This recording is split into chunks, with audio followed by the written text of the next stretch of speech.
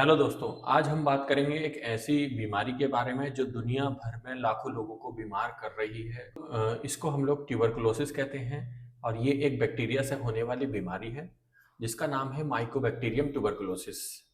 आमतौर पे ये फेफड़ों को बीमार करती है। फेफड़ों के अलावा शरीर में कहीं भी हो सकती है। इस बीमारी का बैक्टीरिया हवा में मौजूद रहता है और सांस के द्वारा हमारे शरीर में चला जाता है।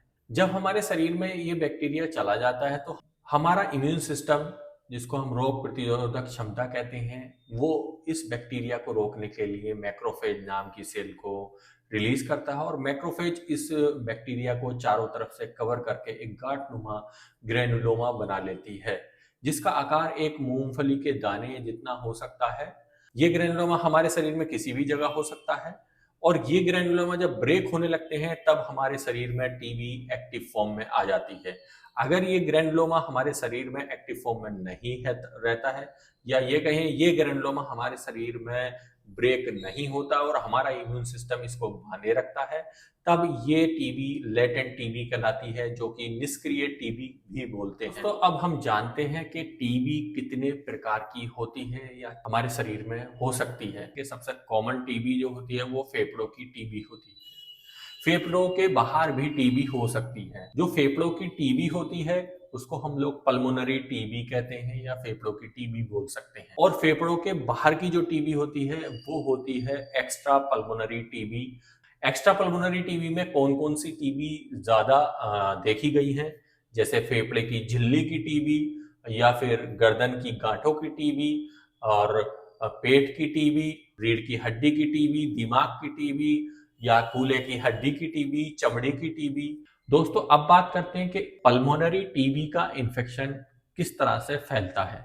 तो देखिए, टीबी का अगर कोई इन्फेक्टिव पेशेंट है, यानी कि एक्टिव टीबी का मरीज है, उसके बलगम में इन्फेक्शन आ रहा है, तो उसके खांसने से, बात करने से और छींकने से इन्फेक्शन दूसरे मरीज को या दूसरे पर्सन को हो सकता है। फेफड़े के बाहर की जो टीबी होती है वो हीमेटोजीनस स्प्रेड होता है। हीमेटोजीनस स्प्रेड का मतलब ये होता है फेफड़े के अंदर जो टीबी का बैक्टीरिया है वो शरीर में ब्लड के थ्रू कहीं भी जा सकता है।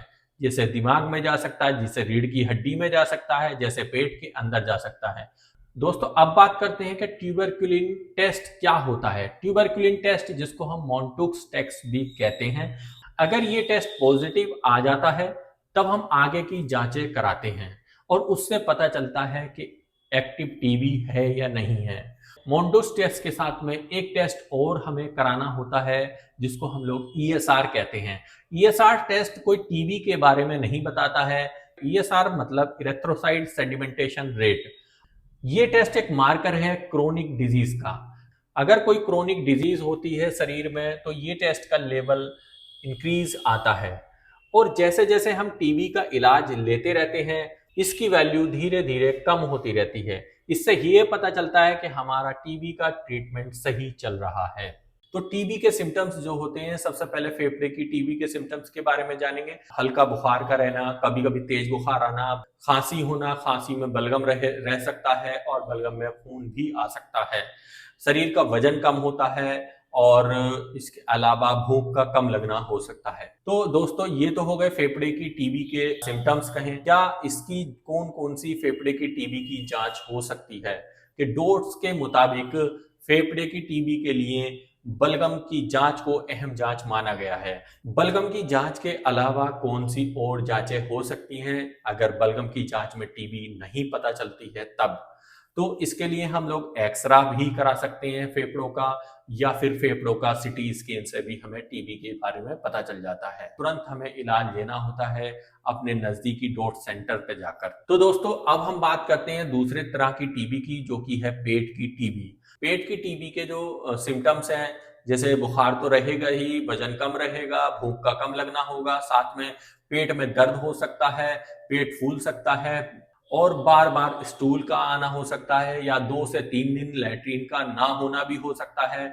स्टूल के साथ ब्लड भी आ सकता है। अब हम बात करते हैं कि पेट की टीबी की जांच कैसे करा सकते हैं। पेट की झिल्ली की टीबी होती है जिसमें पेट में पानी भर जाता है और पेट की पानी की जांच करा के हमें ये पता चल जाता है कि हमें पेट की टीबी है या नहीं है।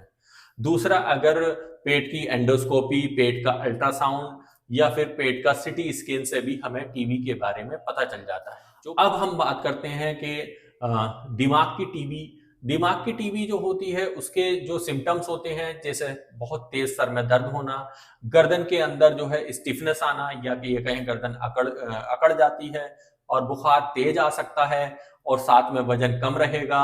तो दिमाग की टीबी के लिए जो जांच होती है, तो दिमाग का हमारा जो CSF होता है, सेरेब्रो स्पाइनल फ्लूइड जो होता है, वो रीढ़ की हड्डी के रास्ते भी रहता है। तो रीढ़ की हड्डी के रास्ते हम इस फ्लूइड की जांच कराते हैं और इसमें पता लग जाता है कि टीबी है या नहीं है। रीढ़ की हड्डी के टीबी के जो लक्षण होते हैं वो ये होगा, बुखार तो रहेगा ही, वजन कम रहेगा, भूख का कम लगना, ये तीन सिम्टम तो रहेंगे ही। इसके साथ में कमर में दर्द होना और टांगों में दर्द होना, या एक टांग में ज्यादा दर्द होना, किसी भी एक टांग में पैरालिसिस होना, यानी कि फालिस भी गिरना। इस तरीके के जो सिम्टम्स हैं वो रीढ़ की हड्डी के टीबी में दिखाई देते हैं। अब हम बात करें कि रीढ़ की हड्डी की टीबी की जांच कौन सी हो सकती है जिससे हमें पता चल जाए कि ये रीढ़ की हड्डी की टीबी है। रीढ़ की हड्डी की टीबी के लिए जो अहम जांच है वो MRI है।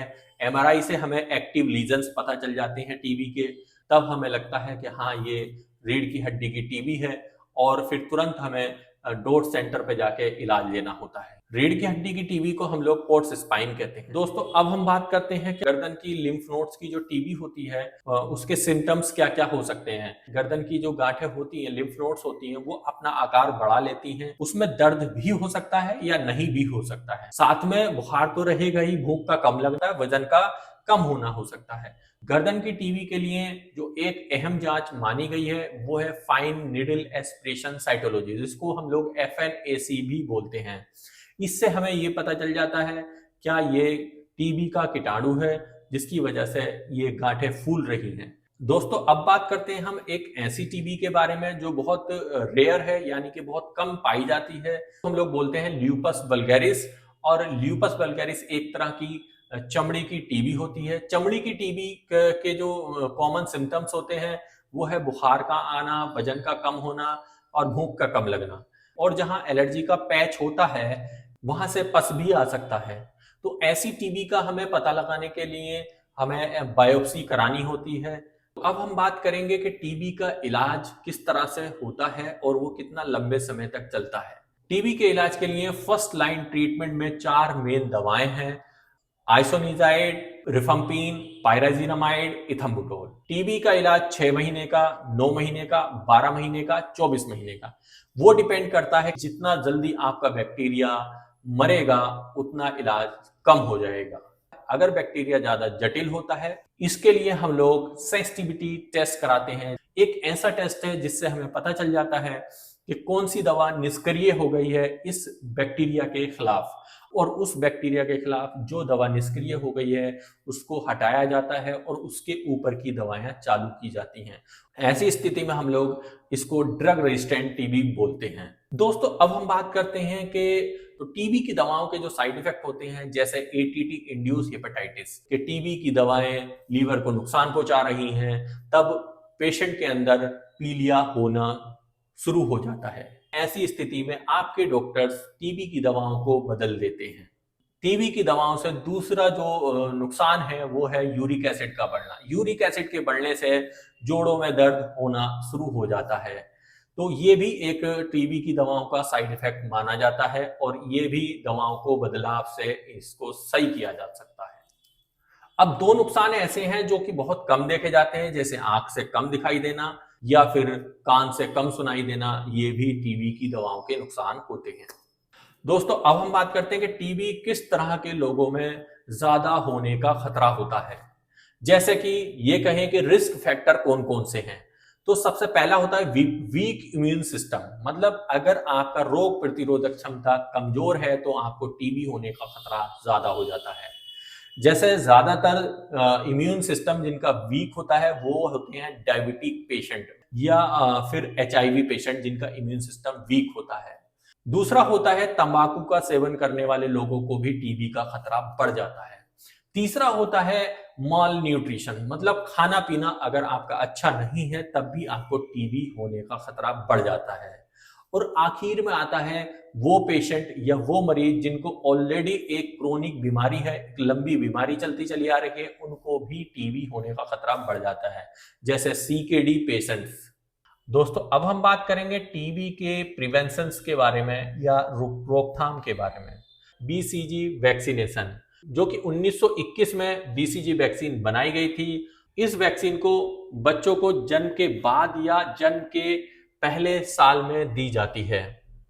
इससे बच्चों की इम्यूनिटी टीबी की बैक्टीरिया के खिलाफ मजबूत हो जाती है और बच्चे गंभीर टीबी से बच सकते हैं।